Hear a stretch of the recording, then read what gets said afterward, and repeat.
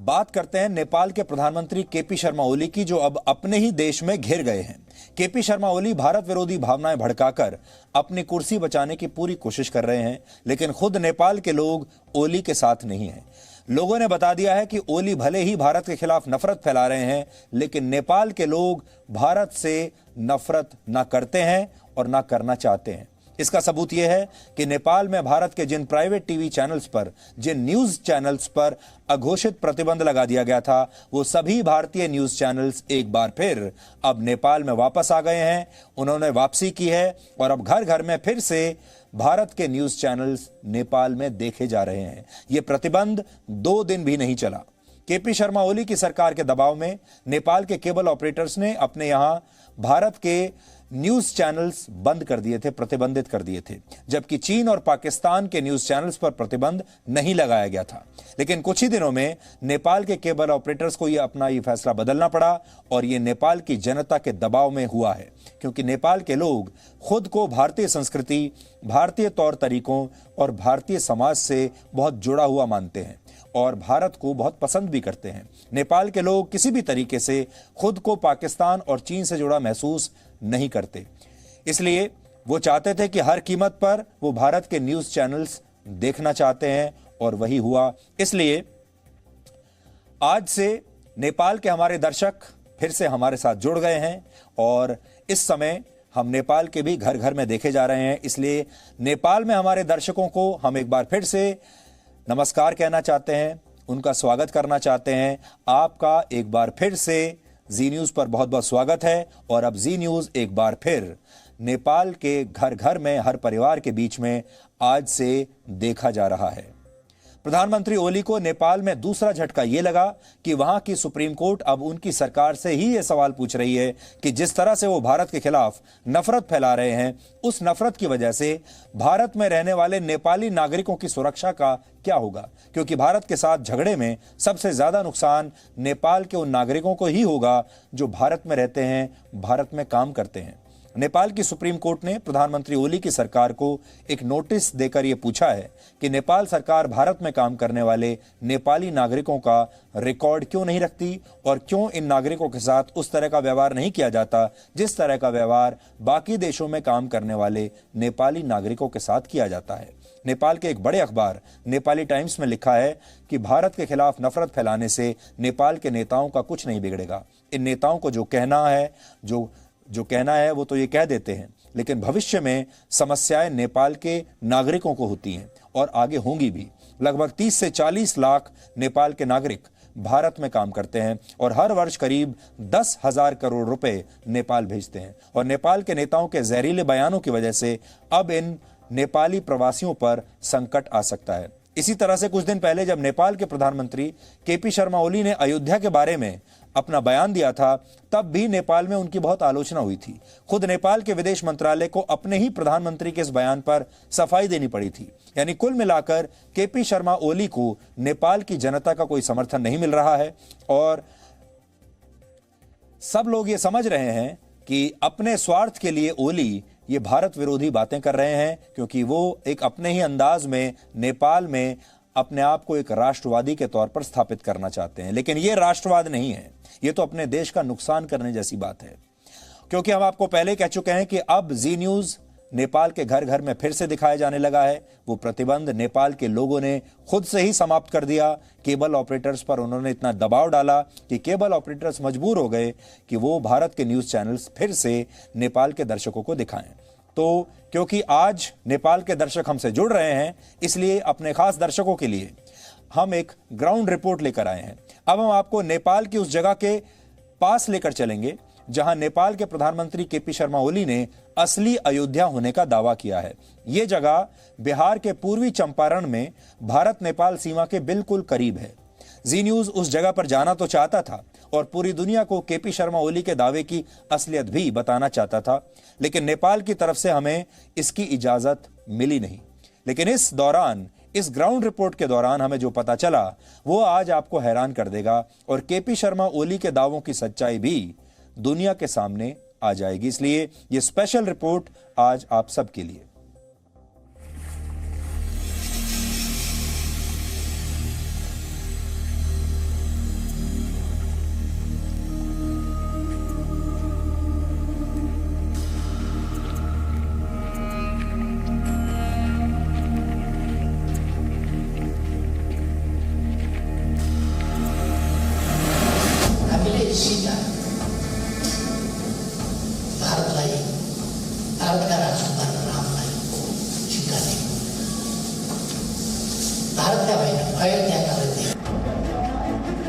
ओली ने यह बयान चीन की चाहे कोई सी भी गोली खाकर दिया हो, लेकिन आखिर में वो मजाक बनकर रह गए।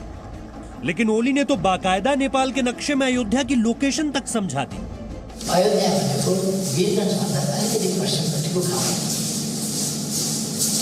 पहिले खडा गरिएको अयोध्या होइन। ओली के इस बयान को सबने एक कान से सुना और दूसरे कान से निकाल दिया।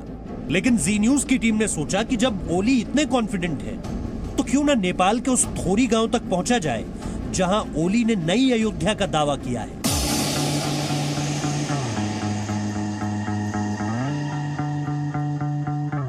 ओली ने जिस थोरी गांव को असली अयोध्या बताया है वो बिहार के पश्चिम चंपारण जिले से सटे नेपाल बॉर्डर पर स्थित है। इसलिए ओली ने नेपाल की जिस अयोध्या का वर्णन किया था उसके दर्शन करने के लिए जी न्यूज की टीम बिहार के पश्चिम चंपारण जिले पहुंच गई, जहां वाल्मीकि टाइगर रिजर्व से होते हुए नेपाल की सीमा में दाखिल होना था। नेपाल का दावा है कि असल अयोध्या भारत में नहीं बल्कि उसके यहाँ है, और इसको लेकर के नेपाल ने अपने यहाँ खुदाई का काम शुरू करने के लिए फंड रिलीज कर दिया है और काफी तेजी से और भी बहुत सारे काम हो रहे हैं। नेपाल जो दावा कर रहा है उसके हिसाब से वाल्मीकि आश्रम से लेकर थोरी तक की जगह को वो अयोध्या मान रहा है और उसी जगह पर अब खुदाई और बाकी काम शुरू किए जा रहे हैं। ऐसी स्थिति में क्या वाकई नेपाल के दावे में, हम मानते तो नहीं है लेकिन फिर भी क्या कोई सच्चाई है, इसको देखने और समझने के लिए आपको आज उस तरफ लेकर चल रहे हैं जो बिल्कुल हमारी सरहद से सटा हुआ इलाका है। इसे वाल्मीकि नगर के वाल्मीकि आश्रम के तौर पर पहचाना जाता है। तो अभी हम भारत के वाल्मीकि टाइगर रिजर्व फॉरेस्ट में हैं और कोशिश करते हैं आपको आज सोनभद्र नदी क्रॉस करके वाल्मीकि आश्रम में ले जाने की। वाल्मीकि टाइगर रिजर्व इलाके में पैदल चलते हुए हम भारत की आखिरी वाल्मीकि पोस्ट पर पहुंचे, जहां से हमारी मंजिल बेहद नजदीक थी। वाल्मीकि टाइगर रिजर्व फॉरेस्ट के उबड़ खाबड़ रास्तों को चलते हुए थोड़ी देर में हम सशस्त्र सीमा बल के इस कैंप में पहुंचे हैं और ये कैंप और ठीक सामने नेपाल के जो आर्म पुलिस फोर्स है उसका कैंप है। ये सबसे लास्ट हम लोगों की चेक पोस्ट है। इसके बाद में सोनभद्र नदी आ जाती है और हमारी कोशिश है कि सोनभद्र को पार करके आपको उस वाल्मीकि आश्रम की तरफ लेके जाएं, जहां कहा जाता है कि वाल्मीकि रुके थे और वाल्मीकि का आश्रम था और वहीं पर सीता माता रुकी थी और लवकुश ने वहीं पर शिक्षा दीक्षा ली थी। अश्वमेध यज्ञ भी वहीं पर हुआ था। भारत की आखिरी चेक पोस्ट से नेपाल में वाल्मीकि आश्रम की दूरी कुछ ही किलोमीटर थी, जिसे हमें वाल्मीकि टाइगर रिजर्व के ऊबड़ खाबड़ रास्तों पर पैदल चलते हुए पूरा करना था। तो इस जंगल में जब हम चल रहे हैं तो दो तीन चीजें बहुत ज्यादा हालत खराब करती है। पहला ये कि बारिश हुई तो सड़क में कीचड़ ही कीचड़ है। दूसरा, ये रिजर्व टाइगर फॉरेस्ट है तो यहाँ पर अच्छी बात यह है कि बाघों की संख्या बढ़ी है और दूसरा यहाँ पर किंग कोबरा बहुत पाए जाते हैं तो वो एक बड़ा खतरा होता है यहाँ पर। लेकिन आज हम आपको कुछ तस्वीरें और अच्छी तस्वीरें दिखाने की कोशिश कर रहे हैं। उम्मीद तो कर रहे हैं कि हम शायद सरहद पार करके उस जगह पहुंच पाएं और नेपाल के उस दावे की सच्चाई आपको दिखा पाएं। लेकिन अभी तो हम चल रहे हैं धीरे धीरे उस रास्ते की तरफ जिस रास्ते पर वाल्मीकि आश्रम पहुंचा जा सकता है। आखिरकार जी न्यूज की टीम भारत नेपाल सीमा की उस चेक पोस्ट पर पहुंची जहां से नेपाल में दाखिल होना था। वहां से वाल्मीकि आश्रम महज 200 मीटर की दूरी पर था, जहां से नेपाल की उस अयोध्या की सीमा शुरू होती है जिसका जिक्र ओली ने अपने बयान में किया था। लेकिन फिर वही हुआ जिसका हमें पहले से अंदाजा था। ये सोनभद्र नदी है, सामने आपको नेपाल की चेक पोस्ट दिखाई दे रही है और यहीं ठीक सामने ही वाल्मीकि आश्रम भी है। लेकिन अफसोस की बात यह है कि अब यहाँ पर जाने पर मनाही है, हमें जाने की इजाज़त नहीं दी गई। हम लगातार कोशिश करते रहे कि किसी भी तरीके से यहाँ पर पहुँचें और जो बात नेपाल के प्रधानमंत्री केपी ओली कह रहे हैं कि अयोध्या वहीं पर है, भगवान राम से जुड़ी बहुत सारी जगह वहाँ पर हैं, उसकी कुछ चीज़ें आप तक दिखा पाएँ। हालांकि वाल्मीकि आश्रम की तस्वीरें आप ज़रूर देख सकते हैं, लेकिन और कुछ ऐसा है क्या वाकई इस तरीके की चीज़ें नेपाल के पास मौजूद हैं? ये तो मुझे लगता है शायद उनको दिखा पाना और बता पाना इसलिए मुश्किल भरा होगा क्योंकि नेपाल की सीमा में या तो जनकपुर या फिर वाल्मीकि आश्रम के अलावा अभी तक कोई ऐसा ठोस सबूत रामायण से जुड़ा कहीं भी सामने नहीं आता जिसके जरिए कोई भी ये दावा कर सके कि अयोध्या यहाँ पर है।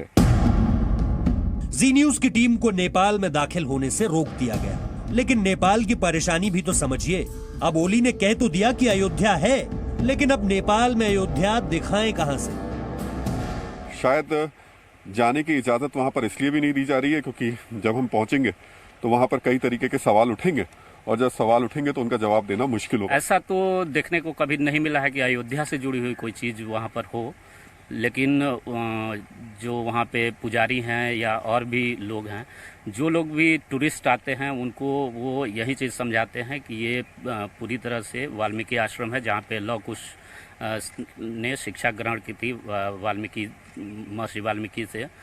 ये सारी चीजें तो हैं, लेकिन अगर आप ये दावा करें कि अयोध्या यहाँ पर है तो मुझे लगता है कि ये थोड़ा सा हास्यास्पद होगा।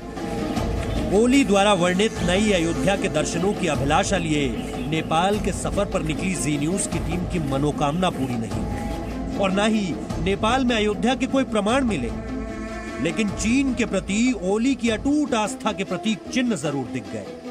भारत नेपाल सीमा पर जब हम कोशिश में थे कि रामायण से जुड़ी जगहों के बारे में, खासतौर से नेपाल जिस अयोध्या का दावा कर रहा है वो आपको दिखाने की कोशिश करें, तब हमें कुछ ऐसी चीजें दिखाई दी जो चौंकाती हैं, हैरान करती हैं और न सिर्फ हैरान करती हैं बल्कि परेशान भी करती हैं। भारत नेपाल बॉर्डर पर हमें सामने देखिए कुछ नीले रंग के ये जो टेंट्स दिखाई दिए हैं, ये टेंट्स वाकई बहुत चौंकाने वाले और परेशान करने वाले हैं। इन टेंट्स पर चीन की भाषा में कुछ लिखा हुआ है, तो अब हम बिल्कुल दावे के साथ नहीं कह सकते कि इन टेंट्स में क्या है, क्या लिखा गया है, लेकिन इतना तय है कि इसके अंदर ना तो ये लिखा होगा हिंदी चीनी भाई भाई, ना ये लिखा होगा कि हिंदी नेपाली भाई भाई, क्योंकि चीन कभी ये कह नहीं सकता, ना कभी लिख सकता है। कैमरामैन विक्रम के साथ राहुल सिन्हा, जी मीडिया, वाल्मीकि नगर।